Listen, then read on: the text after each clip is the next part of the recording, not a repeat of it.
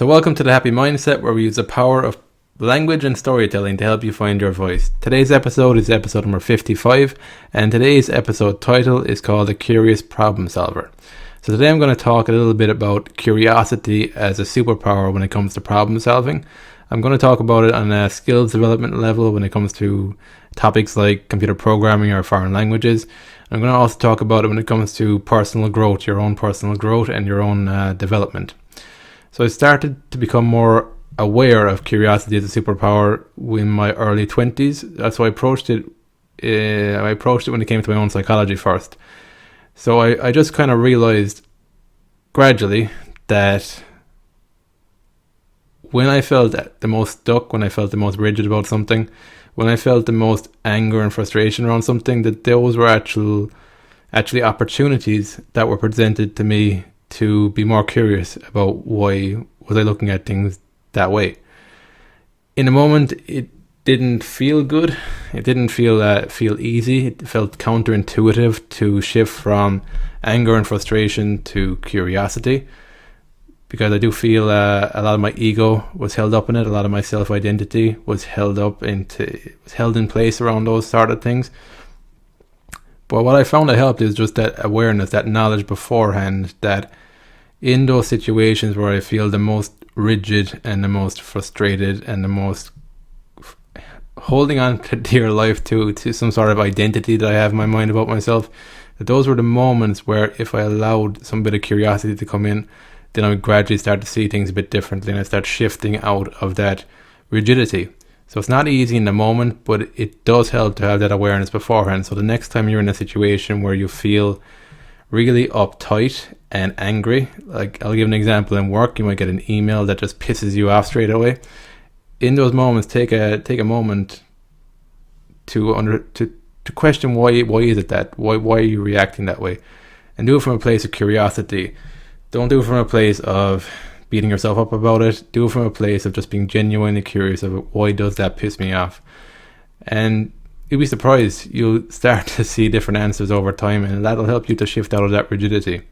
So when it comes to skills development, I've also started realizing in recent years that this same approach of curiosity helps you to make progress in skills development too. So when it comes to learning a foreign language, learning a computer programming language, these are two challenging skill sets. They're not very easy to pick up.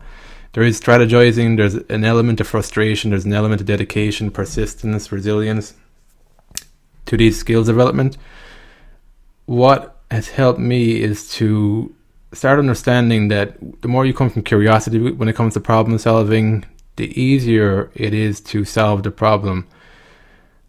I can't prove this, but I feel that when you're stuck in the problem, that your frequency matches the problem. It's not matching the solution. Somebody told me this once and it stuck in my mind. What you want to be aware of in those moments is the energy you're coming from to begin with. If you're coming from stress, anxiety, overwhelm, and you're creating from that, you're going to create from that. So you're going to create more stress, anxiety, overwhelm in the stuff you're creating. So in my understanding, that's not going to match the solution. What will match the solution is an energy that comes more from curiosity. So I just feel that when you come from it from curiosity, you can manage to shift out of that just overwhelm, or that just sometimes as well. I find with foreign languages or computer programming, sometimes you just don't know where to begin. Sometimes you just feel like putting your head in the keyboard and nearly crying because you don't know how you're going to figure this out.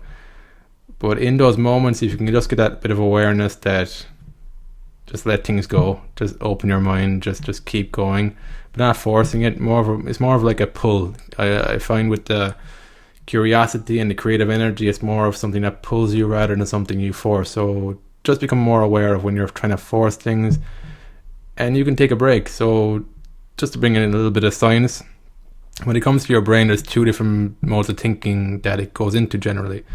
So you're either in the focus mode of thinking, where you can feel that you're focused on the problem and you're figuring things out. There's also a diffuse mode of thinking. So that's when you're more relaxed. So generally when you go for a walk or you're having a coffee or chatting with a friend, your brain will be in the diffuse mode of thinking then. So you need a combination of the two, because whenever you're in focus mode of thinking, you won't be able to access certain parts of your brain because you're in that focus mode of thinking. What you need is to have a balance of the two. So the diffuse mode of thinking will help you to think bigger. It'll help you to connect the dots in a different way. The focus mode of thinking is good because it'll get you to focus, and you're making some progress that way. But you need a balance of the two. So I just found that when it comes to psychology, understanding yourself, and when it comes to skills development, curiosity is the key to both. It's the key to keep persevering. It's the key to make it more fun for you. Another thing I want to pick up on is that when it comes to skills development and personal development, there's a lot of times when you're doing stuff where it's just boring, or you feel like, what am I doing in my life, and whatever.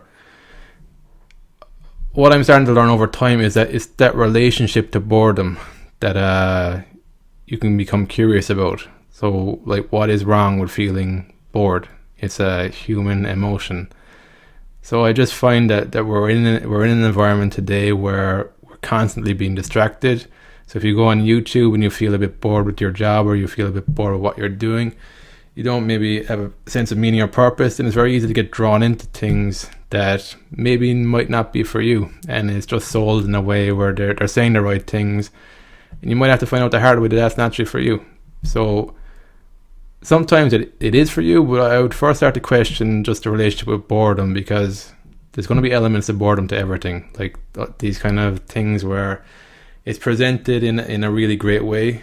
Even in the picture perfect life, there's going to be boredom, there's going to be all those human emotions anyway. So I just found what helps is to get curious around those emotions, get curious around your relationship to boredom, get curious around your relationship to difficulty. So for me, when it comes to computer programming, I want to get better at that, because I know that's a specific skill set. That's a skill set that can help me to move forward in my life. A large chunk of that, though, is a lot of difficulty for me, because it is hard for me to learn new concepts and to try and figure out a new way of problem solving. So there's many moments where I feel very frustrated, and I feel very kind of overwhelmed by it, and I feel not good enough. I've got the imposter syndrome, and I'm like, I'm going to be found out, and I'm just not good enough at this. Those emotions are really uncomfortable, but I know that from persevering and from sitting with those emotions and from doing the work anyway, that's where real personal growth will come from. So that's I hope these kind of things help, because like they help me to shift out of a victim mindset and a lack of discipline and focus, and just being distracted all the time. I found that over time, the more focused I become, the more peace of mind I seem to have, and the more I can actually be proud of the progress I'm making. The times where I feel like I'm distracted, or I'm comparing myself to other people, or I'm comparing my life to an imaginary life that I think I should be living, those are the moments where I just don't feel that connected. I don't feel that connected to life. I don't feel that connected to myself, and I'm living in my head.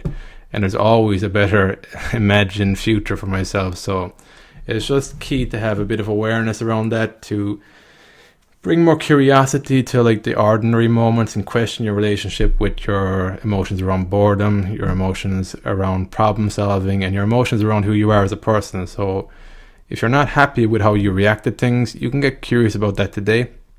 It's amazing what it can do in the long term.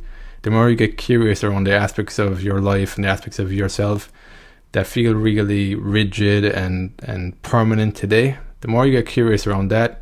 It's difficult to begin with. It's very, very difficult, because there's ingrained patterns there where it feels like it's just who you are.